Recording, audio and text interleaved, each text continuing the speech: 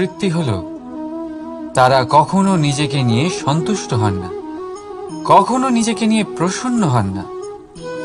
যা আছে তার থেকে বেশি পেতে চান, যা পেয়ে গেলেন তার থেকে আরো বেশি পেতে চান।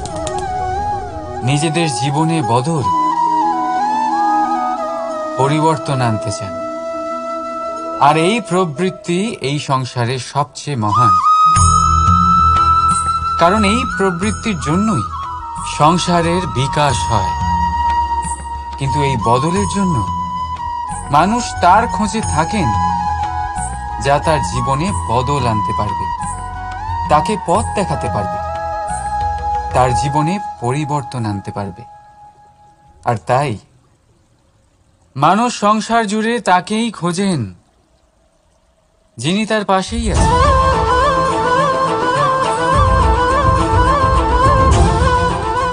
বলুন তো কে? যদি কেউ আপনার জীবন বদলাতে পারে,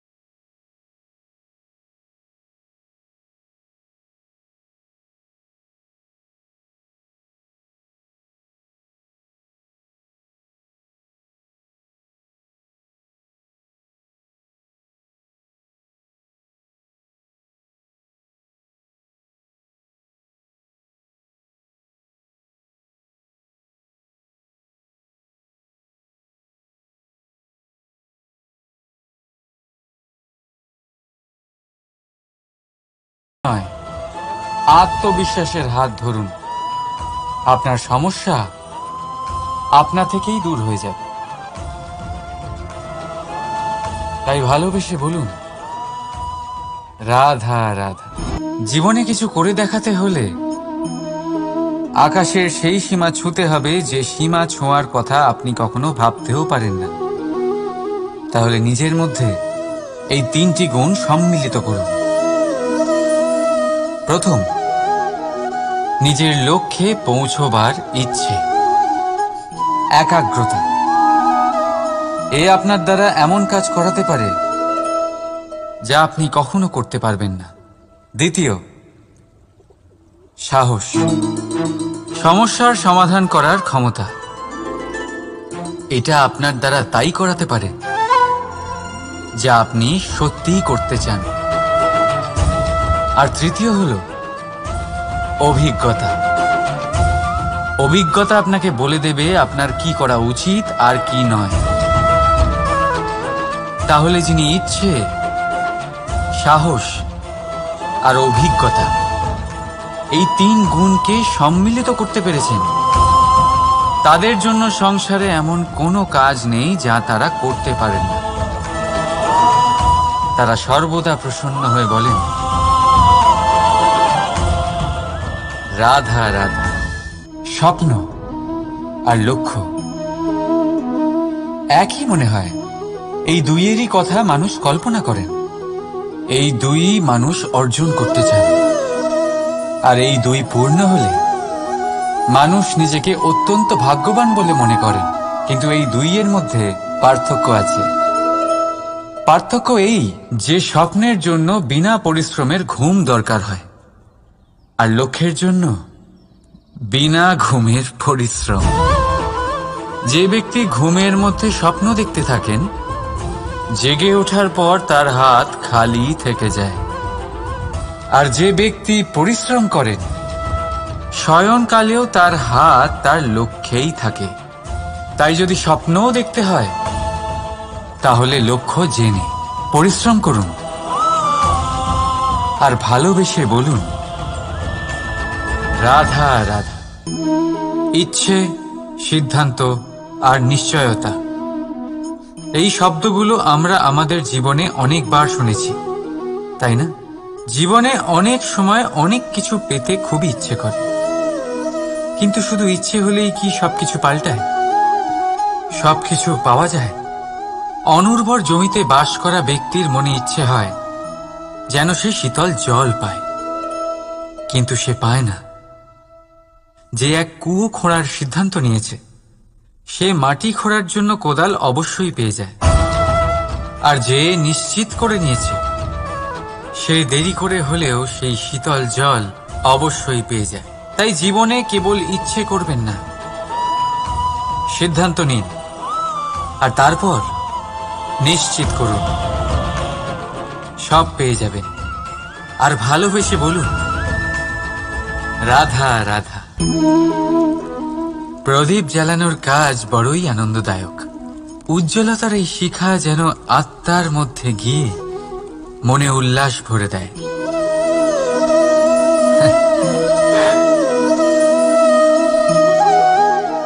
এ আমি কি করলাম? আমি একে নিভিয়ে দিলাম, অথচ এই দিয়েই আমি অন্য প্রদীপগুলি জ্বালিয়েছিলাম। কারণ যতক্ষণ এই শিখা অন্য প্রদীপগুলিকে জ্বালাচ্ছিল ততক্ষণ এই নিজেও জ্বলছিল। কিন্তু যেই ও এই কাজ করা ছেড়ে দিল তখন একেও নিভতে হলো। বুঝলেন? সেরকমই জীবন হলো উজ্জ্বলতা দেওয়ার আরেক নাম। যদি জীবনে শুভ কাজ করেন, অপরের উপকার করেন, অন্যদের সহায়তা করেন, তাহলেই জীবিত থাকবেন। আর যেদিন এই কাজ করা আপনি বন্ধ করে দেবেন, শ্বাস প্রশ্বাস নেওয়া সত্ত্বেও মৃত হয়ে যাবেন। তাই যতক্ষণ শ্বাস চলছে আশারূপী উজ্জ্বলতা ছড়াতে থাকুন। বিশ্বাস করুন, মৃত্যুর পরেও আপনি অমর থাকবেন। তাই ভালোবেসে বলুন, রাধা রাধা। যবে থেকে জীব প্রাণের অস্তিত্ব পেয়েছে তবে থেকেই আরো একটি শব্দ জন্ম লাভ করেছে, সংঘর্ষ। জন্মলগ্ন থেকেই মানুষকে বাঁচার জন্য সংঘর্ষ করে যেতে হয়। কখনো নিজের লক্ষ্যে পৌঁছবার জন্য সংঘর্ষ করতে হয়, আর কখনো যা পেয়েছেন তাকে রক্ষার জন্য সংঘর্ষ করতে হয়। কিন্তু প্রত্যেকে একই অভিযোগ করে যে সংঘর্ষ করার সময় ভীষণ কষ্ট হয়। আপনি যোদ্ধা হলে প্রহার আপনাকে সহ্য করতেই হবে। সাঁতার শিখতে হলে জলে আপনাকে প্রবেশ করতেই হবে। পায়ের তলায় তাদেরই কড়া পড়ে যারা রোজ হাঁটেন, আর যারা হাঁটেন তারা নিজেদের লক্ষ্যে অবশ্যই পৌঁছন। তাই মনে রাখবেন, জীবন ততক্ষণই আছে যতক্ষণ কর্ম করবেন। তাই সংঘর্ষ করতে থাকুন, কষ্ট ভুলে যান, আর আমার সাথে ভালোবেসে বলুন, রাধা রাধা।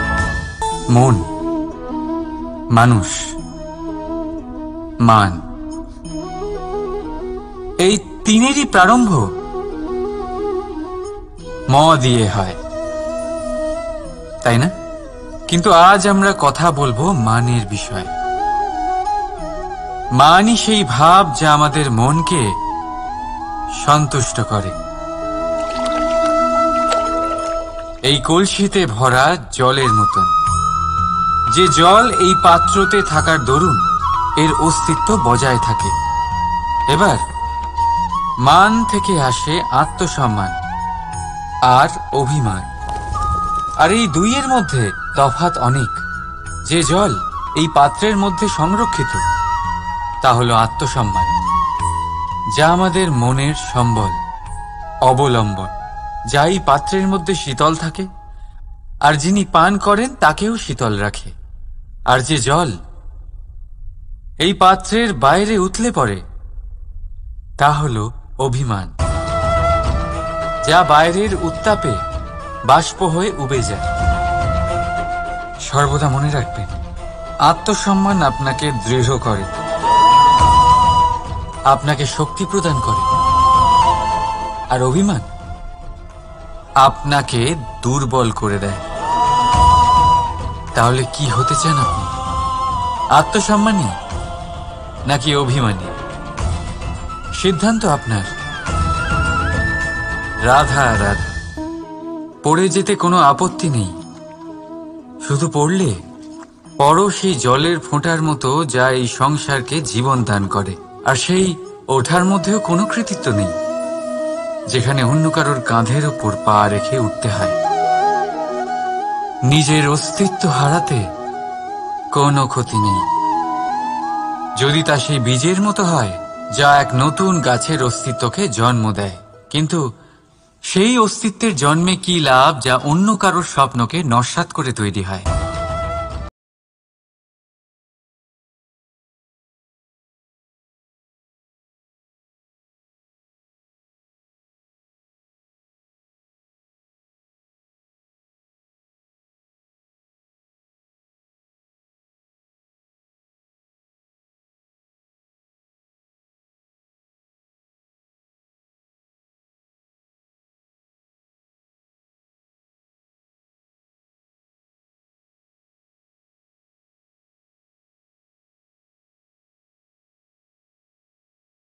তা আপনাকে ভিতরে ভিতরে নষ্ট করে দেবে।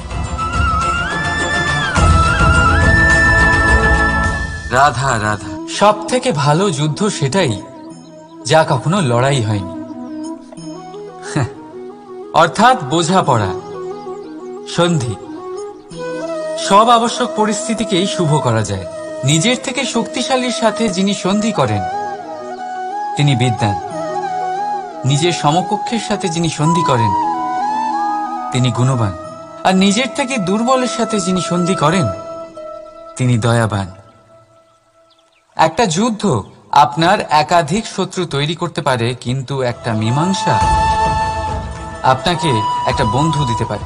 তাই হাতের মুঠো তখনই শক্ত করুন যখন যুদ্ধ এড়ানো অসম্ভব হয়ে পড়ে, নয়তো হাত বাড়িয়ে হাত মেলান, কারণ মিলনে যে সুখ, যাতনায় তা নেই। রাধা রাধা।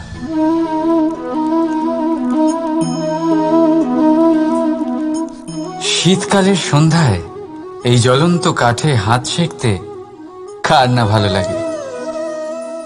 কত সময় পেরিয়ে যায় এই কাঠ সরাতে, ঘোরাতে, বোঝাই যায় না। এই কাঠগুলি আগে জ্বলে, তারপর আমাদের উষ্ণতা দেয়, আর তারপর ছাই হয়ে যায়।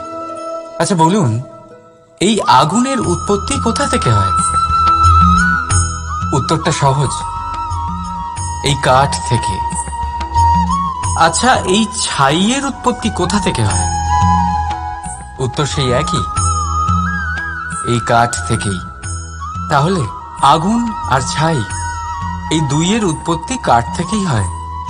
এবার ভাবুন, আগুন যা এই কাঠ জ্বালায়, আর ছাই সেই ছাই যা এই আগুন নিভিয়ে দেয়। কিছু বুঝলেন?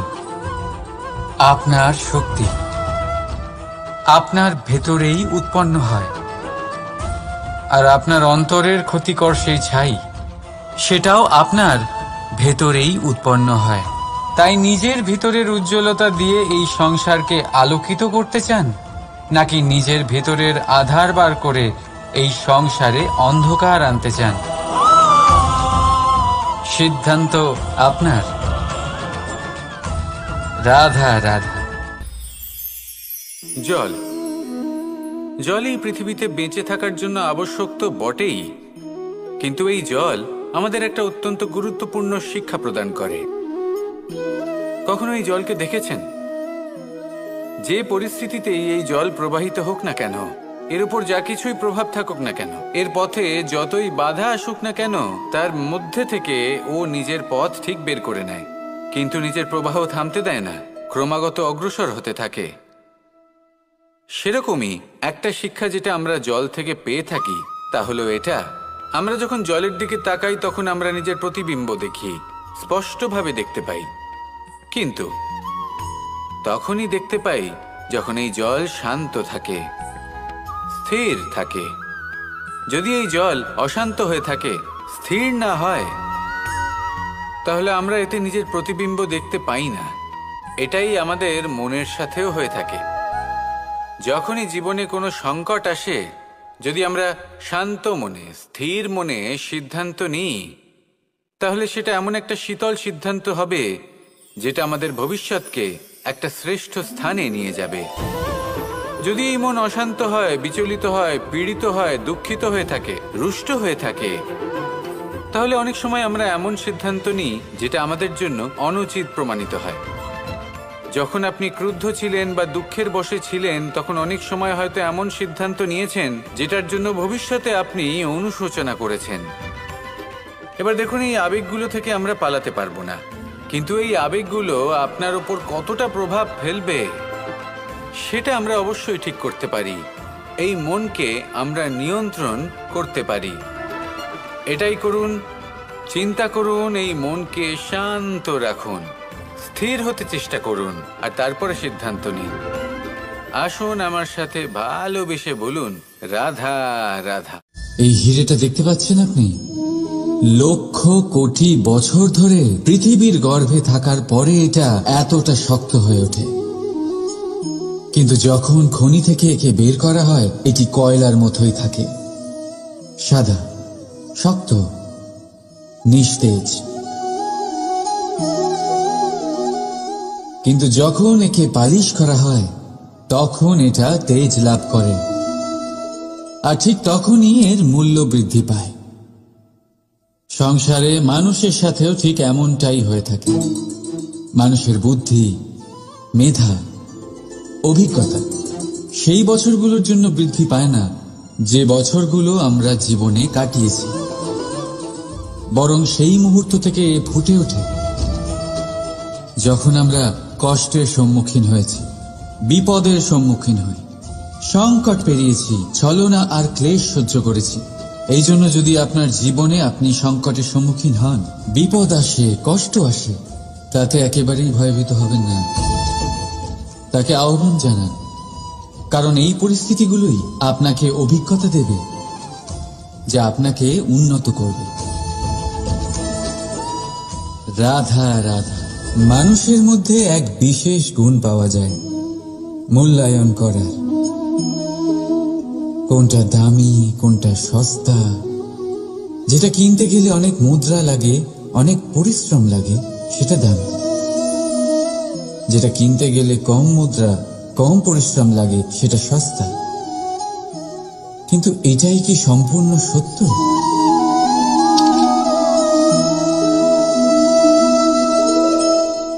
এখন আপনার সামনে একটা পাত্র আছে যাতে জল ভরা আছে, আর একটা সোনার মুদ্রা।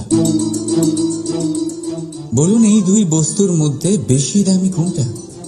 আপনি বলবেন সোজা ব্যাপার, সোনার মুদ্রাই বেশি দামি হবে। এই সোনার মুদ্রা দিয়ে আপনি এরম অনেক জলের পাত্র কিনতে পারবেন। চলুন, ঠিক আছে। এবার ভাবুন, আপনি যদি কোনো মরুভূমির মাঝে আটকে পড়েন, তৃষ্ণায় কাতর আপনি, তখন কোনটা দামি হবে?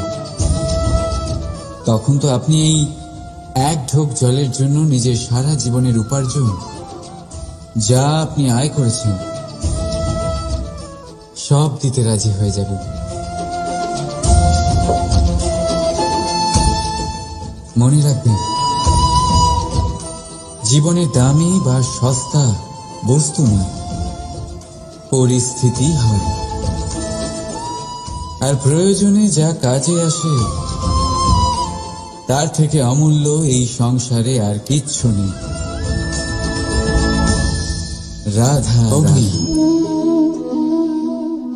জীবনে খুব মহত্বপূর্ণ হয়। এই অগ্নি, এই অগ্নি উজ্জ্বলতা হয়ে আমাদের জীবিত রাখে। কিন্তু ভাবুন, যদি এই উজ্জ্বলতা ক্রোধের অগ্নি হয়ে দিকভ্রষ্ট হয়, তাহলে কি হবে? একটা ছোট পাতা দিয়ে শুরু করে গোটা বনকে ছারখার করে দিতে পারে। ঠিক সেরকমই মানুষের ক্রোধের আগুনও অন্যদের তো ভস্ম করেই, কিন্তু তার পূর্বে স্বয়ং নিজেকেই ভস্ম করে দেয়। তাহলে কি করা যায়? কি করে নিয়ন্ত্রণ করা যায় তাকে? উত্তর হলো, তাতে জল ঢেলে দিয়ে, জলের মতো বইতে দিন একে। ঠিক সেইভাবে যেমন সূর্য নিজের অগ্নিকে তেজ বানিয়ে আপনার কাছে পৌঁছে দেয়। এটাই পার্থক্য সূর্যের অগ্নি আর ক্রোধের অগ্নির মধ্যে। সূর্যের অগ্নি বিচ্ছুরিত হয়ে প্রতিফলিত হয়ে আসে, আর সেই জন্যই তাকে তেজ বলা হয়। অন্যদিকে আমাদের ক্রোধের আগুনের কোনো সীমাই থাকে না। তাহলে নিজের অন্তরের শক্তিকে ক্রোধের আগুন বানিয়ে জ্বালাতে চান, নাকি উজ্জ্বলতা বানিয়ে বিস্তারিত করতে চান? সিদ্ধান্ত আপনার। রাধা রাধা। সংসারে সব থেকে কঠিন কাজ কি? কেউ বলবেন পর্বত আরোহণ করা, কেউ বলবেন সাঁতার কাটা, কেউ বলবেন আকাশে ওড়া। কিন্তু বাস্তবে সত্যি কি এগুলি কঠিন? আসলে যদি দেখা যায় তো এগুলি কিছুটা আলাদা। যে কাজ আমরা করতে অভ্যস্ত নই, আমরা তাকে কঠিন ভেবে নিই। যেমন সাঁতার কাটা আলাদা, পাহাড়ে ওঠার কলা আলাদা, আকাশে ওড়ার কলা আলাদা। যেমন কিছু মানুষ গণিত আর বিজ্ঞানকে কঠিন ভেবে নেয়, কিন্তু বাস্তবে এটা সাহিত্যের থেকে কিছুটা ভিন্ন, কঠিন নয়। দেখুন, এই সংসারে কঠিন কিছুই নেই, শুধু একে অপরের থেকে কিছুটা ভিন্ন। যেমন কোনো মানুষ হন, সম্পর্ক হোক, কারোর চিন্তাধারা বা বিচার বুদ্ধি হোক, কখনো কখনো আমরা বুঝতে পারি না, কারণ আমাদের চিন্তাধারা ও বিচার বুদ্ধির থেকে সেগুলি আলাদা। কিন্তু যদি এটা বুঝে নেওয়া যায় যে সেটা কঠিন নয়, একটু ভিন্ন মাত্র, তাহলে অনেক সম্পর্ক বাঁচানো যেতে পারে। রাধা। বলুন, শ্রেষ্ঠ কে? রেশমের সুতো যিনি তৈরি করেন, নাকি তিনি যিনি এই সুতো দিয়ে বস্ত্র তৈরি করেন? নিশ্চিতভাবে যিনি বস্ত্র বানান। এবারে বলুন, শ্রেষ্ঠ কে? নদী তটে মাটি ছড়িয়ে রেখে দেয় যে বান, নাকি সেই মাটি একত্রিত করে তাই দিয়ে যিনি মূর্তি বানান সেই মূর্তিকার? নিশ্চিতভাবেই মূর্তিকার। এবারে বলুন, শ্রেষ্ঠ কে? দেবতা আর দানবের সেই দল যারা অমৃত পাওয়ার জন্য এই সংসারে হলাহল ছড়িয়ে দিয়েছে, নাকি মহাদেব যিনি এই হলাহল নিজে পান করে নিজের কণ্ঠে ধারণ করেন? নিশ্চিতভাবেই মহাদেব সর্বশ্রেষ্ঠ। ঠিক এইভাবেই সংসারে ছোট ছোট ব্যাপারকে যারা বড় করে দেখেন তারা শ্রেষ্ঠ হন না, কারণ ছোট ছোট খুঁটিনাটিকে দ্বন্দ্বে পরিণত করা অত্যন্ত সহজ। কিন্তু সর্বশ্রেষ্ঠ তিনিই হন যিনি নিজের বিচার বুদ্ধি দিয়ে বড় বড় যুদ্ধের অবসান ঘটান। রাধা রাধা। নদীর জল মিষ্টি হয়, আর সাগরের জল হয় নোনতা, আর কোনো নালার জল দুর্গন্ধে ভরা হয়। কেন? নদীর জল মিষ্টি হয় কারণ সে সকলকে জল দেয়, সাগর জল নেয়, আর তাই জন্য নোনতা হয়। আর নালা সে বওয়া বন্ধ করে দেয়, আর সেই কারণেই তা দুর্গন্ধময় হয়ে ওঠে, সে কাজের অযোগ্য হয়ে ওঠে। আমাদের জীবনেও অনেকটা এমনটাই হয়ে থাকে। যদি নদীর মতন জীবনে কিছু দিতে শেখেন, তাহলে জীবনে মিষ্টত্ব বজায় থাকবে। যদি সাগরের মতন ভাগ দেওয়ার বদলে শুধু সঞ্চয় করতে থাকেন, তাহলে মনে তিক্ততা ভরে থাকবে। আর যদি নালার মতন বওয়া বন্ধ করে দেন, কর্ম করা ছেড়ে দেন, তাহলে কাজের অযোগ্য হয়ে যাবেন।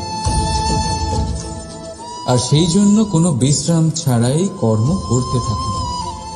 আর যা কিছু আপনার কাছে আছে তাকে ভাগ করতে শিখুন।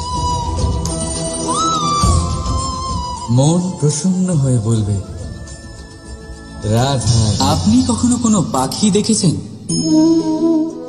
তীব্র বায়ু, ভয়ানক বর্ষা, হিংস্র জীব একাধিকবার তাদের বাসা নষ্ট করে দেয়, কিন্তু তাও সে ঝড়ের সাথে ঝগড়া করে না। সে কখনো বর্ষাকে হিংসে করে না, আর না সে হিংস্র পশুদের ওপর প্রতিশোধ নেয়। সে শুধু স্থান পরিবর্তন করে, অন্য কোনো শক্ত ডালে আবার নিজের বাসা বানাতে উদ্যোগী হয়, আর তারপর সফল হয়ে নিজের পরিবার প্রতিষ্ঠা করে। আর তারপর কিছু মাসের মধ্যেই তার ছোট সন্তানদের আকাশে ডানা মেলে উড়তে দেখা যায়। অন্যদিকে একটি সাপ প্রহারের প্রতিশোধ নেওয়ার উদ্দেশ্যে মানুষের বসতিতে প্রবেশ করে, আর শেষে সে নিজেই মারা যায়। এই শিক্ষাই আমাদের মানুষদের জন্য প্রযোজ্য। প্রতিশোধের আগুনে মানুষ স্বয়ং ভস্ম হয়ে যায়, উত্থান থেকে পতনের দিকে নিয়ে যায়।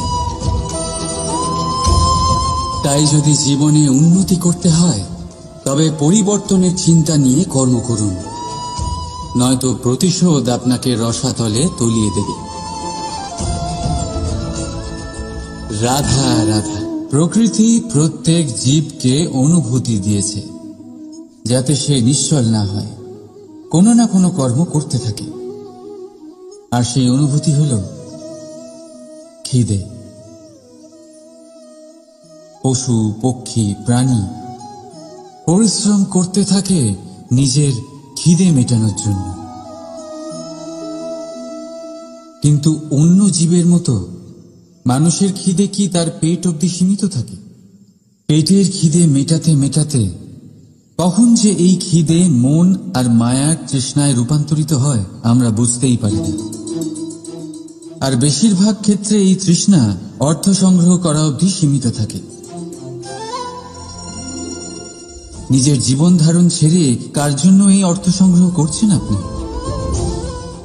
আগামী প্রজন্মের জন্য। বড়ই বিচিত্র, তাই না? নিজের জীবন ধারণ ছেড়ে অর্থ সংগ্রহ করতে করতে নিজের জীবনের সুখ বিসর্জন দিচ্ছেন, আর আগামী প্রজন্মকে কাজ করার থেকেও আটকাচ্ছেন। পুত্র যখন কুপুত্র তখন কেন অর্থ সঞ্চয়? পুত্র যখন সুপুত্র তখন কেন অর্থ সঞ্চয়? নিজের সন্তানকে সংস্কার দিন, অর্থ নয়। যদি সন্তান সংস্কারী হয় তখন সে নিজের এক সংসার তৈরি করবে। যদি সংস্কারহীন হয় তাহলে আপনার বানানো সংসার এমনি সে ভেঙে দেবে। জীবনে যদি কিছু সঞ্চয় করতে হয় তাহলে জ্ঞান সঞ্চয় করুন, প্রেম সঞ্চয় করুন, আর আমার সাথে ভালোবেসে বলুন রাধা রাধা। এ হলো একটা পাতলা সুতো। ভাবছি যদি এটা দিয়ে আমি পোশাক বানাই তাহলে নিজের জন্য কত সুন্দর একটা পোশাক বানাতে পারবো। কিন্তু যদি এটা আমি... চিন্তা করবেন না,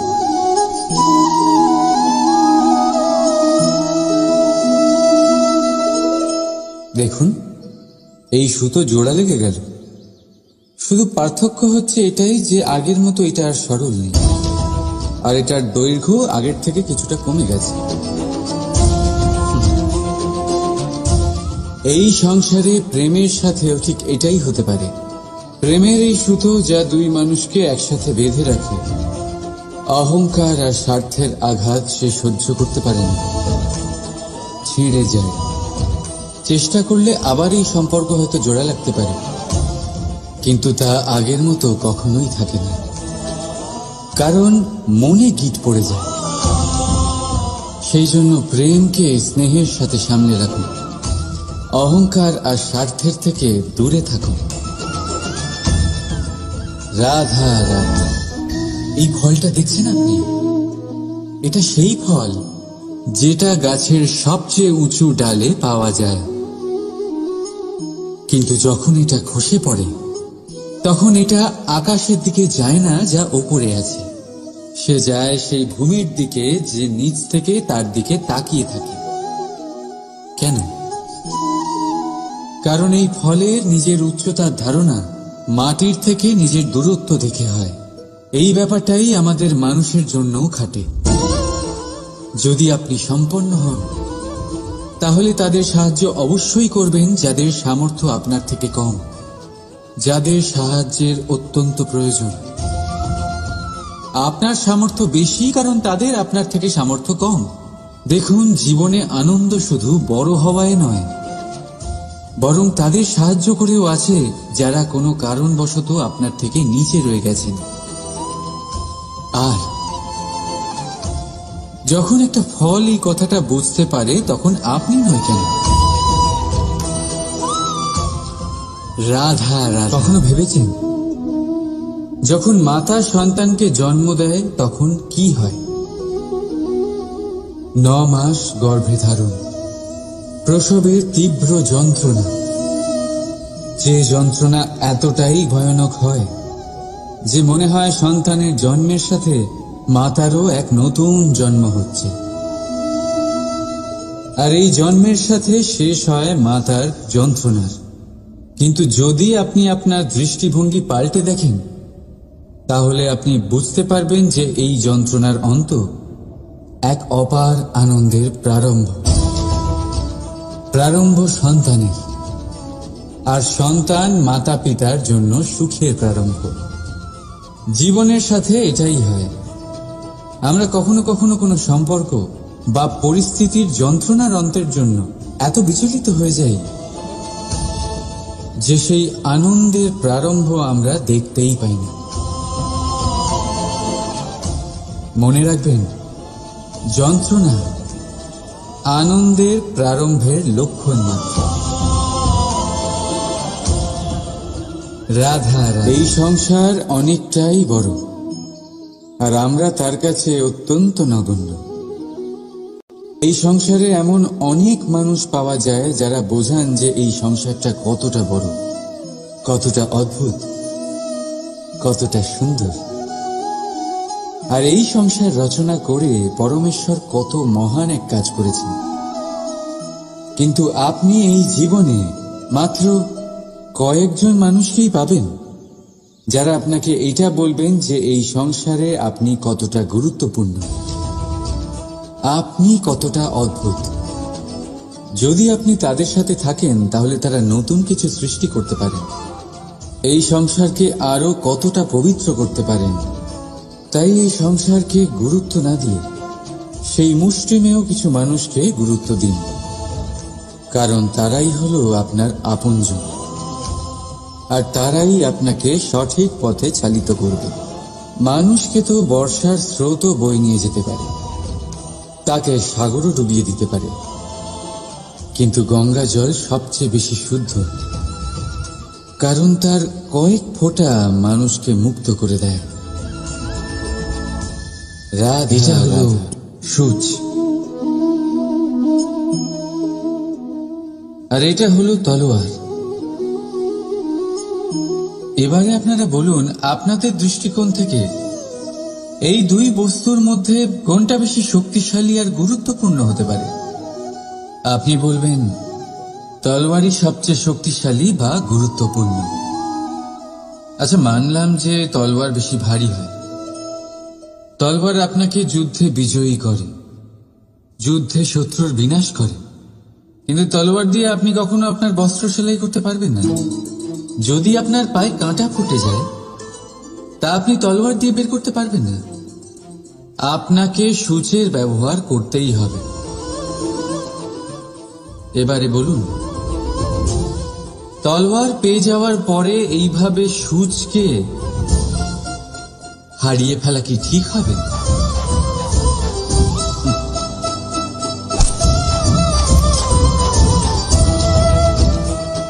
ঠিক সেইভাবেই জীবনে সম্পন্ন বন্ধু পাওয়ার পরেও আপনার সেই বন্ধুদের হারাবেন না যারা কম সম্পন্ন, দরিদ্র, কারণ তারা আপনার সাথে তখন ছিলেন যখন আপনি কিছুই ছিলেন না, আর জীবনে দরকার পড়লে তারাই আপনার কাজে আসবে, সম্পন্ন বন্ধু নয়। তাই যাকে ভালোবেসেছেন তার সাথে বন্ধুত্ব পালন করুন, চিত্ত আনন্দে জেগে উঠবে। রাধা রাধা। মানুষের জীবন কি? আপনি বলতে পারেন জন্ম আর মৃত্যুর মধ্যেকার সময়। আর মৃত্যু কখন হয়? যখন মানুষ শ্বাস নেওয়া বন্ধ করে দেয়, হাত পা নাড়ানো বন্ধ করে দেয়, ভাবা ছেড়ে দেন। এমনটা নয়, মানুষের অন্তর, তার মৃত্যু তখনই হয় যখন তার অন্তরের করুণা শেষ হয়ে যায়। করুণা সেই ভাব যা মানুষকে মানুষ করে তোলে, যা এক মানুষকে আরেক মানুষের কষ্টে তার প্রয়োজনীয়তা অনুভব করে, আর সেটাই তাকে শক্তি দেয় অন্য কাউকে সহায়তা করার জন্য, তাকে পাত্র করে এই সৃষ্টির নিয়ন্তা হবার জন্য। দেখুন, এই সংসারে মৃত্যু কেবলমাত্র একবারই হয়, তাই তার আগে কেন মরব? এই করুণাকে কেন মারব? নিজের মনুষ্যত্ব বজায় রাখুন, মৃত্যুর পরেও আপনি জীবিত থাকবেন। রাধা। সময় বড়ই বিচিত্র অনুভব দেয়। যখন অপেক্ষা করছেন তখন অনেক লম্বা হয়ে যায়, প্রতিটা মুহূর্ত একটা গোটা দিনের মতো মনে হয়। ঠিক সেইভাবেই যদি কোথাও যেতে দেরি হয় তখন সময় দৌড়তে থাকে, প্রসন্নতায় বয়ে যায় আর নিরাশায় থমকে যায়। আপনদের সাথে থাকলে সময়ের খেয়ালই থাকে না, শত্রুদের সাথে থাকলে সেই সময়ই খারাপ হয়ে যায়। কিন্তু এটাই কি সত্যি বাস্তব?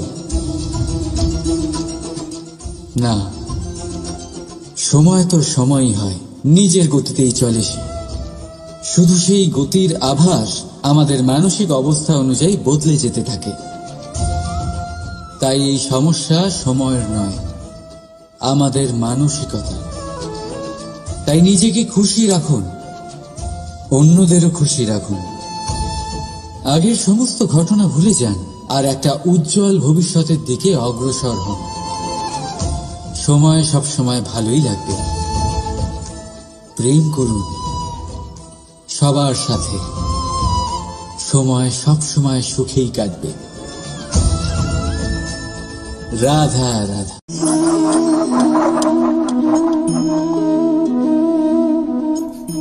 কোনো ব্যক্তিকে নিশ্চয়ই দেখেছেন যিনি নিজে কাঠ কাটার এই কাজে নিপুণ এবং অভিজ্ঞ। এবার আপনারা দেখবেন যে তার মনোযোগ সমস্ত কাঠের ওপর থাকে না, তার মনোযোগ থাকে শুধুমাত্র একটা কাঠের ছোট্ট একটি অংশের ওপর, যেখান থেকে তার টুকরো করা হচ্ছে। কিন্তু সেটা উনি কেন করেন? যদি এটা উনি না করেন তাহলে সেই কাঠ সঠিক পদ্ধতি এবং তাড়াতাড়ি কাটা যাবে না। জীবনেও তাই হয়ে থাকে। আপনি হয়তো কোনো লক্ষ্য স্থির করেছেন বা পথ নির্বাচন করেছেন বা কাজ স্থির করেছেন যেটা আপনি করেই ছাড়বেন। তাহলে নিজের সম্পূর্ণ মনোযোগ শুধুমাত্র তার উপর কেন্দ্রীভূত করুন। যদি আপনার মন এদিক ওদিক তাকাতে থাকে, অস্থির হয়ে পড়ে, বিচলিত হয়ে পড়ে, যদি তা হয়ে থাকে তাহলে আপনি অবশ্যই অসফল হবেন। তাই কর্মঠ থাকুন, নিরন্তর কর্ম করতে থাকুন এবং পূর্ণ মনোযোগ দিয়ে নিজের কাজ করুন।